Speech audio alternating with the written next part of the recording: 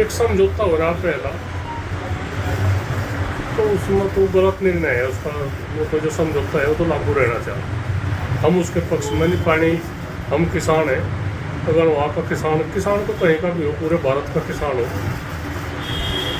इस पर प्रभावित हो उस पर ये नहीं। जो पानी का तो वो नहीं, उसका नहीं हम निर्णय सही मानते। पानी तो चलता रहना चाहिए। पानी बिना तो सब कुछ बेकार हो जाएगा मामला। नहीं, ऐसा क्या पाकिस्तान अपनी मनमर्जी करता रहे और उसके हम समझौते का वो देते रहे?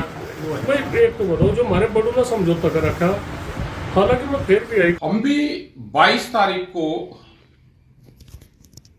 लेह लद्दाख चले गए थे। वहां पे ही ये पहलगाम वाली जो घटना हुई, उसी दिन की ये घटना है। हम भी वहीं पे ही थे। टूरिस्ट पे बहुत प्रभाव इसका गया, बहुत संख्या लोगों की घटी। कश्मीर के लोगों से भी बातचीत हुई, वो तो एक किस्म से बर्बाद से ही हो गए। लेकिन जो सा सवाल है उसकी तरफ नहीं कोई भी जा रहा। हमारे गांव में किसी का अगर कत्ल होता है तो पुलिस सबसे पहले उन लोगों को पकड़ती है, पूछताछ करती है जिनको उस कत्ल से, उस आदमी से फायदा होता है। कत्ल होने के बाद किसी रंडवे का आदमी का कत्ल होगा तो जमीन किस पर जाएगी?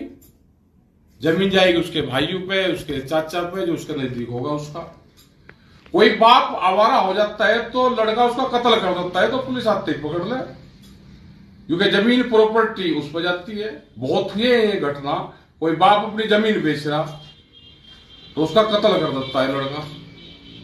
पुलिस किसको पकड़ेगी? पहली दृष्टि में ही पुलिस पकड़ती है उसके लड़के को, क्योंकि प्रॉपर्टी जाएगी उसके नाम। तो देश को यह बात समझ में नहीं आई अभी कि जो एक घटना घटी है इससे लाभ किसको हो रहा है। कहां ढूंढते फिरोगे भाई?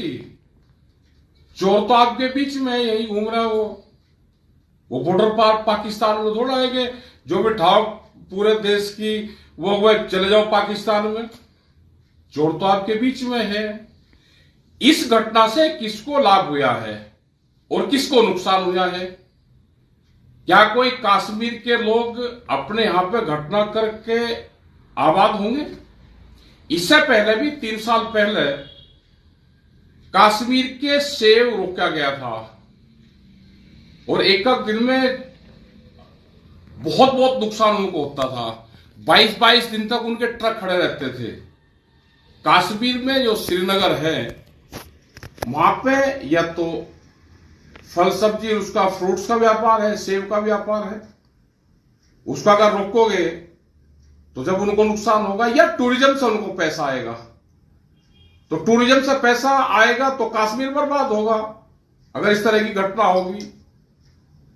और लाभ किसको हो रहा है? पूरा चैनल, पूरे मीडिया, पूरे वो सब एक तरफा दिखा रहे हैं। पता सबको है, जिसको भी इससे लाभ है, सवाल उसके पेट में है। यही हमको बताना था कि जैसे पुलिस छानबीन करती है, भाई जो इसका लाभ ले रहा है उसको पकड़ लो। एक बार पकड़ लो, नहीं इस तरह की घटनाएं फिर होंगी।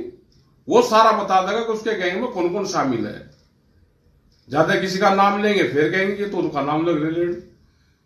जिनको वहां पे इस घटना से लाभ हो रहा है, हिंदू मुस्लिम करने से जिसको लाभ हो रहा है, वो सब घटनाक्रम उनके भीतर है, उनके पेट में है।